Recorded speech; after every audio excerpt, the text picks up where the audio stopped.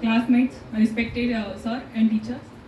My name is Sakshi Bhatia and today's my topic is oogenesis process.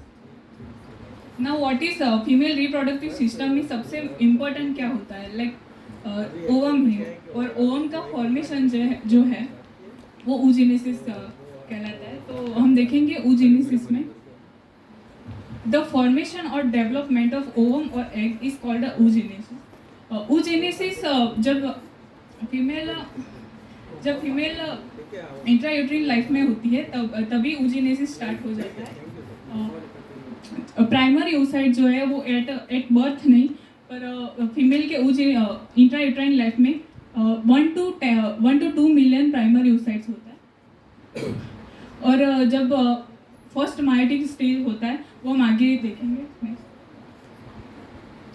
जब female intrauterine life में होती है तब प्राइमरी जो oocytes होता है वो माइटोसिस 1 करके प्राइमरी फॉलिकल बनाता है और प्राइमरी oocytes बन के वहाँ अरेस्टेड होता है. अरेस्टेड का मतलब क्या होता है? लाइक FSH एंड LH जो प्राइमरी oocyte का आगे फॉर्मेशन करता है वो वहाँ पे रुक जाता है क्योंकि इंट्रायूट्राइन लाइफ में एक्टिवेशन नहीं हो पाता. तो आगे इंट्रायूट्राइन लाइफ में एक्टिवेशन नहीं होता, वो प्यूबर्टी के बाद एक्टिवेशन होता है FSH और LH का. तब जो प्राइमरी oocyte था वो सेकेंडरी oocyte बनेगा. जो बिग सेल बनेगा उसे सेकेंडरी oocyte बोलेंगे. वहाँ से माइटोसिस 2 स्टार्ट होगा. जो स्मॉलर सेल बनेगा उसे फर्स्ट पोलर बॉडी बोलेंगे जिसे हम प्रथम ध्रुवकाय भी बोलते थे. उसके बाद सेकेंडरी oocyte होगा, वो आगे फॉर्मेशन करेगा और जब माइटोसिस 2 सेकेंडली कंप्लीट होगा तब उसका फर्टिलाइजेशन होगा जब स्पर्म आएगा.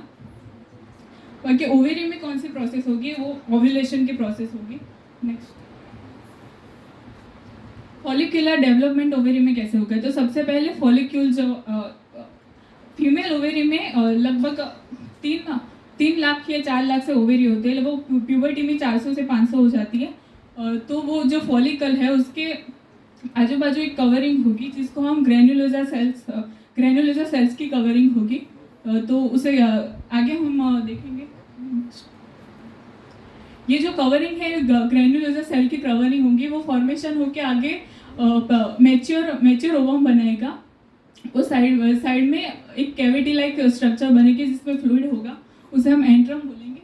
एंट्रम जो है वो FSH और LH का सेक्रेशन करता है जिसकी वजह से जब LH पिकअप पॉइंट पे होता है जो 14th डे पे होता है तो वहाँ पे ओवम का ओवल होगा जिसे हम ओव्यूलेशन की प्रोसेस बोलेंगे.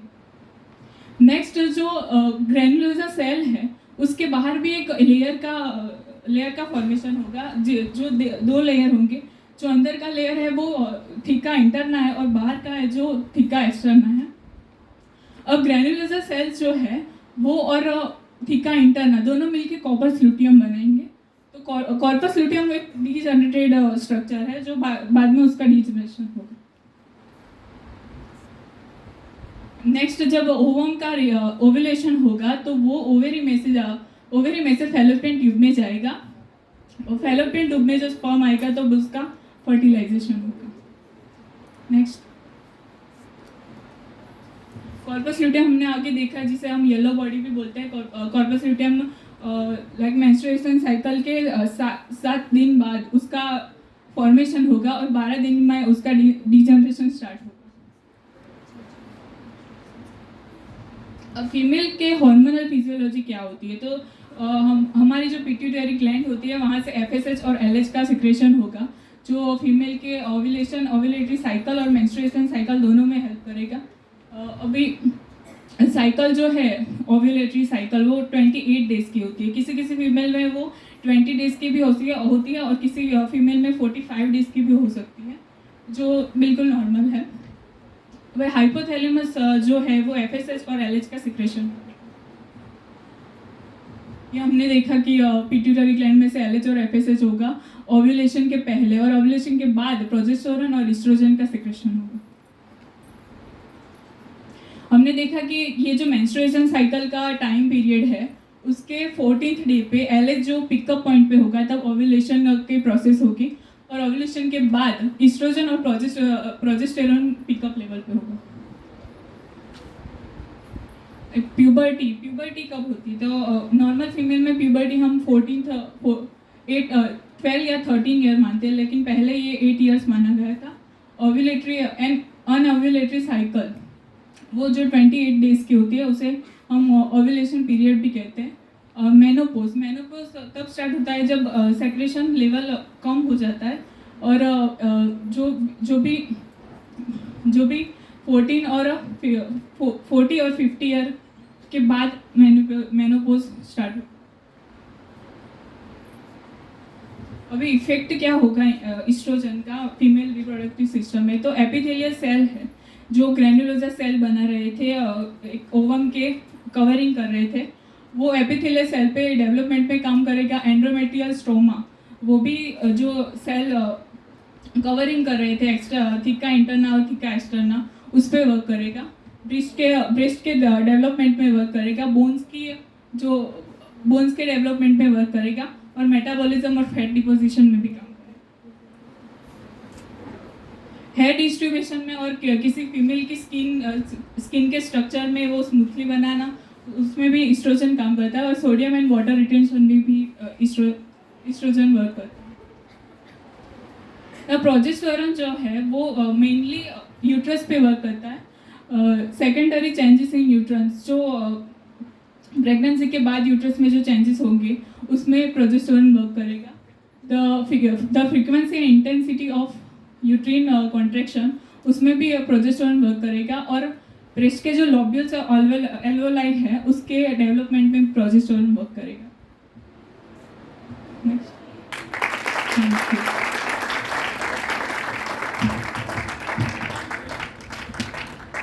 Thank you, Sakshi, for your amazing presentation. खुदी को कर बुलंद इतना कि हर तकदीर से पहले खुदा बंदे से पूछे, बता तेरी रजा क्या है। Now I would like to invite Sakshi Karawadia, and her topic is menstruation cycle, change during menstruation cycle.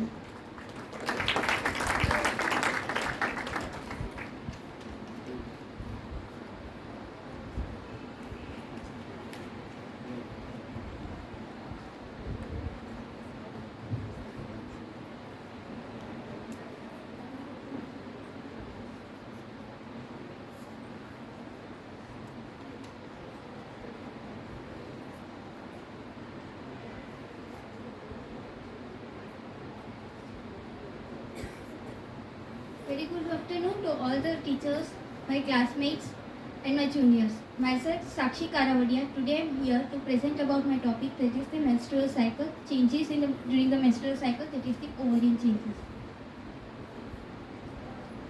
पहले तो हम लोग मेंस्ट्रुअल साइकिल के बारे में जानते ही है, क्योंकि हम लोग पढ़ के भी आए, और जो जूनियर्स है वो लोग नीट की प्रिपरेशन के वक्त भी उन्होंने पढ़ा होगा मेंस्ट्रुअल साइकिल के बारे में। तो मैं उसको पहले थोड़ा रिवाइज कराऊंगी, फिर उसको थोड़ा हम डिटेल में देखेंगे कि मेंस्ट्रुअल साइकिल में होता क्या है। तो what is the menstrual cycle? It can be defined as the cyclic events that take place in the female reproductive system. It will be started at the age of the puberty, that is the 12 to 15 years. And ये जो menses का जो concept होता है उसमें first menses को हम लोग मेनार्क भी बोलते हैं, और जो उसको मेंस्ट्रुअल साइकिल है वो स्टॉप हो जाती है at the age of the 45 to 50 years, जिसको हम लोग मेनोपॉज कहते हैं. अब the duration of menstrual cycle, हम बायोलॉजी में कोई भी चीज़ है उसको हम लोग रेंज में कंसीडर करते हैं, इसलिए हम 20 to 40 डेज़ को उसको हम नॉर्मल देते हैं, लेकिन हम लोग 28 डेज़ को भी उसको मेनली कंसीडर करते हैं. Now the changes during menstrual cycle. हम मेंस्ट्रुअल साइकिल में कौन कौन से चेंजेस हमें देखने को मिलता है? तो उसमें 4 चेंजेस है जो मेजॉरिटी हमें देखने को मिलता है. First is the ovarian changes, second is the uterine changes, third is vaginal, and fourth is the changes in the cervix. अब मैं अपने टॉपिक पे जाऊंगी कि ovarian changes during the menstrual cycle. मतलब कि जो ओवरीज में जो चेंजेस हमको देखने को मिलता है मेंस्ट्रुअल साइकिल में, उसको हम लोग ओवरियन चेंजेस बोलते हैं. Now changes in ovary during each menstrual cycle occur in 2 phases. जो मेंस्ट्रुअल साइकिल में जो ओवरियन चेंजेस 2 फेज में होता है, एक फॉलिकुलर फेज और दूसरा है ल्यूटियल फेज. फॉलिकुलर फेज जब हमारे मेंस्ट्रुअल साइकिल का जो फर्स्ट डे है, मतलब कि मेंसेस का जो हम 5th डे लेते हैं, वहाँ से लेके जब ओव्यूलेशन होता है 14th डे पे हम लोग ओव्यूलेशन कंसीडर करते हैं, तब तक का जो फेज़ है उसको हम फॉलिकुलर फेज़ बोलते हैं, क्योंकि उसमें जो ग्राफियन फॉलिकल्स है उसका डेवलपमेंट होता है। और फिर ओव्यूलेशन के बाद जब तक मेंसेस स्टार्ट होता है वहाँ पे लुटियर फेज हम लोग कंसिडर करते हैं, जो मेंस्ट्रुअल साइकिल में हम लोग 14th डे से लेके 28th डे तक हम लोग कंसिडर करते हैं।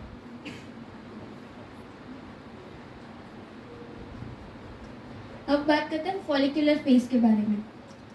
तो उसमें जो हम लोग क्या बात किया कि 5th day of the cycle until the time of ovulation which takes place on the 14th day. तो 14th डे ओव्यूलेशन होता है, तब तक का टाइम गैप जो है उसको हम लोग फॉलिकुलर फेज बोलते हैं।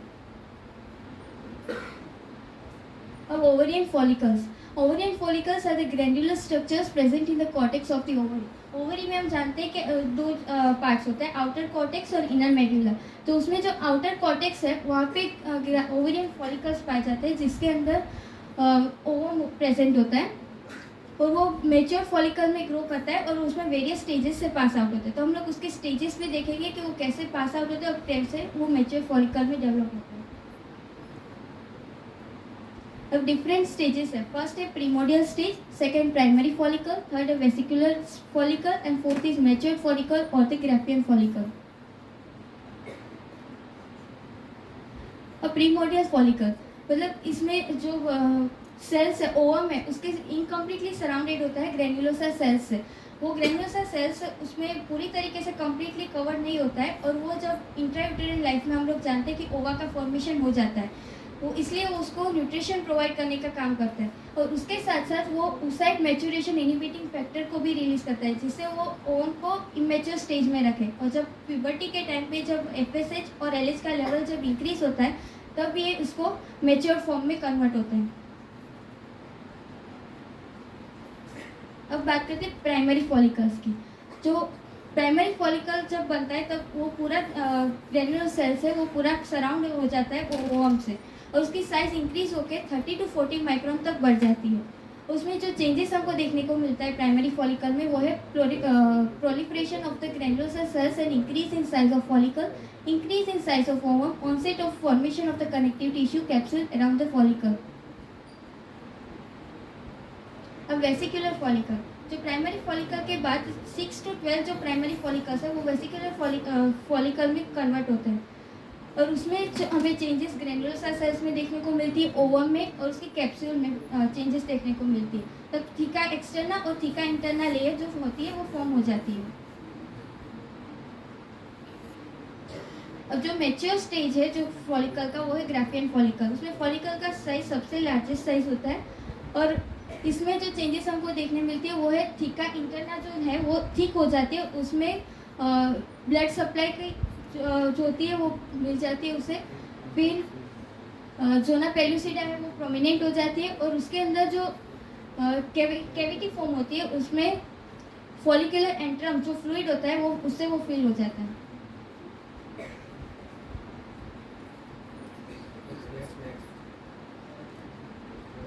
अब बात करते हैं ओव्यूलेशन की, जो 14th डे पे होता है। जब ग्राफियन फॉलिकल पूरी तरीके से मैच्योर हो जाता है तब 14th डे पे LH सर्ज होता है, मतलब कि जब जो LH का जो लेवल है वो कॉन्स्टेंटली इंक्रीज हो जाता है और उसके वजह से जो ओवम है वो बाहर निकल के उसमें फॉलोपियन ट्यूब में एंटर कर जाता है।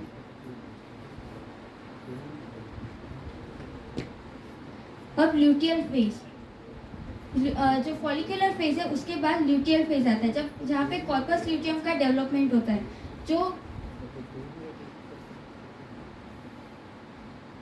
उसमें डेवलपमेंट में जो ओवम है जो वो बाहर रिलीज हो जाता है तो उसमें ब्लड फिल हो जाता है। जो ग्राफियन फॉलिकल्स है उसमें ब्लड फिल हो जाता है जिसको हम लोग कॉर्पस हेमरेजिकम बोलते हैं और वो ब्लड वो क्लोट होना स्टार्ट हो जाता है और वो डीजनरेट पूरी तरीके से नहीं होता और वो उसके साथ साथ प्रोजेस्टेरॉन लेवल को प्रोजेस्टेरॉन जो हार्मोन है उसको वो सिक्रीट करता है और वो प्रोजेस्टेरॉन हार्मोन जो यूट्रस के एंडोमेट्रियम वॉल है उसको मेंटेन करता है। अगर फर्टिलाइजेशन हुआ तो वो एंडोमेट्रियम को मेंटेन करेगा और वो फर्स्ट ट्राइमेस्टर है तब तक वो प्रोजेस्टेरॉन लेवल को इंक्रीज करता रहेगा और जब तक अगर वो फर्टिलाइजेशन नहीं हुआ तो वो प्रोजेस्टेरॉन का लेवल डिक्रीज हो जाएगा और उससे मेंस्ट्रुअल साइकिल फिर से रिपीट होगा। अभी हमने जो देखा था जर्मिनल एपिथेलियम, उससे प्रीमोडियल फॉलिकल का फॉर्मेशन होता है, फिर प्राइमरी फॉलिकल, फिर वेसिकुलर फॉलिकल, फिर ग्राफियन फॉलिकल, और आफ्टर ओव्यूलेशन, जब ओव्यूलेशन होता है उसके बाद कॉर्पस हेमरेजिकम, फिर उसके बाद कॉर्पस लुटियम का डेवलपमेंट होता है। और अगर फर्टिलाइजेशन हुआ तो प्रेगनेंसी को मेंटेन करेगा, और अगर फर्टिलाइजेशन नहीं हुआ तो वो कॉर्पस एल्बिसस बन के वो डिजेनरेट हो जाएगा। और फंक्शन जो कॉर्पस लुटियम का है वो सिक्रीशन ऑफ हार्मोन्स और मेंटेनेंस ऑफ प्रेगनेंसी है। Thank you.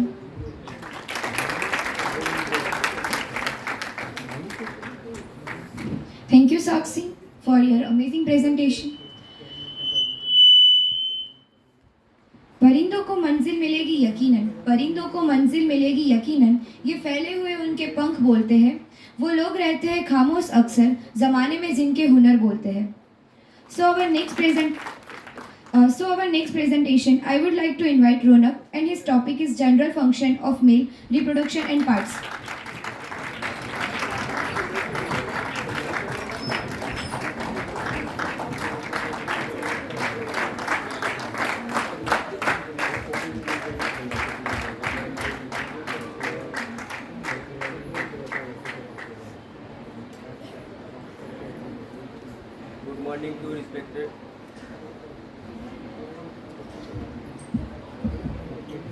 Good morning to respected trustee sir, respected principal sir, respected HODs and teachers.